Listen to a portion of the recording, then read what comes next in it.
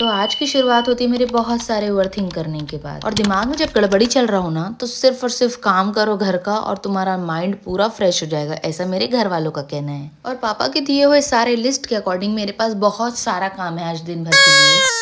तो फटाफट तैयार होकर बहुत सारा एनर्जी लेने के बाद मेरा समय हो गया था बाहर निकलने क्योंकि मैं अपने घर का लड़का और लड़की दोनों हूँ, तो मुझे घर का और बाहर का दोनों का काम बराबर करना पड़ता है। सबसे पहले मैं पहुंच गई सिलेंडर रीफिल कराने के लिए, और वहाँ हमें मिल गए मंगल अंकल। मंगल अंकल मेरे पापा के बहुत अच्छे दोस्त। और फिर मुझे जाना पड़ा मार्केट, क्योंकि दुकान का भी कुछ सामान बचा था खरीदने के लिए। तो यहाँ पास की भीड़ तो आप जानते हो, 10 मिनट के लिए भी आओ ना तो आधा घंटा लग ही जाता है। और रास्ते में ना मुझे थोड़ी सी भूख लग रही थी, तो मैंने देखा यहाँ पे पेटीज का शॉप था, तो मैंने पेटीज फटाफट पार्सल करा लिया। तब तक मैं देख लेती हूँ अपना सुंदर सा चेहरा, और बहुत ज्यादा बिजी डे की वजह से मेरा फेस बहुत ढलने लग गया था। और रास्ते में क्यूट सा डॉग मिल गया था जो मेरी गाड़ी के पास ही आ गया था बिल्कुल। और उसे बाय बाय बोलकर मैं पहुंच गई हमारे घर के लिए चावल लेने, और जय श्री राम बोलकर मैंने रखवा दी अपनी गाड़ी में चावल। और मैं खुद टेंशन में हूँ कि इतना भारी सामान लेकर मैं कैसे जाऊंगी। खैर जैसे तैसे मैं आ गई घर, और जब मेरे घर में पता चलता है कि मैं कुछ खाने का लाती हूँ, तो मेरी बहन का रिएक्शन आप देख सकते हैं। लॉटरी मिलने के बराबर खुशी होती है। हमने फटाफट खा लिया पेटीज, और भाई साहब समय हो गया था वैसे तो दुकान जाने का, पर इतनी ज्यादा घंघोर बारिश हो चुकी थी ना कि मैं तो खुद टेंशन में आ गई थी कि आज दुकान जा पाएंगे या नहीं। खैर बारिश तो रुक गया और हम पहुंच गए थे दुकान। और आज की दुकानदारी इतनी अच्छी थी, मतलब बिल्कुल समय ही नहीं हो रहा था कि मैं वीडियो शूट कर पाऊं, मतलब फटाफट ग्राहक ही ग्राहक। और बहुत सारे लोगों का सवाल है कि मेरा फेस क्यों क्लियर नहीं हो रहा है, तो मैं बता दूं क्योंकि स्टीमर से आने वाला स्टीम फेस को बहुत ज्यादा डैमेज करता है, और प्लस गैस की भट्टी का आग जो आपके फेस में पड़ेगा ना, तो आपका दिमाग पूरे तरीके से खराब ही हो जाएगा। और ना मेरी बड़ी इच्छा हो रही थी पॉपकॉर्न खाने की, तो मैं तो चली गई डीमार्ट और फटाफट ला ली अपने लिए पॉपकॉर्न। और किस्मत मेरी इतनी अच्छी है नहीं, एक बच्ची मेरे सामने इतना रो रही थी और मेरा पॉपकॉर्न दिखा दिखा के मांग रही थी, तो मुझे उसे अपना पॉपकॉर्न देना पड़ा।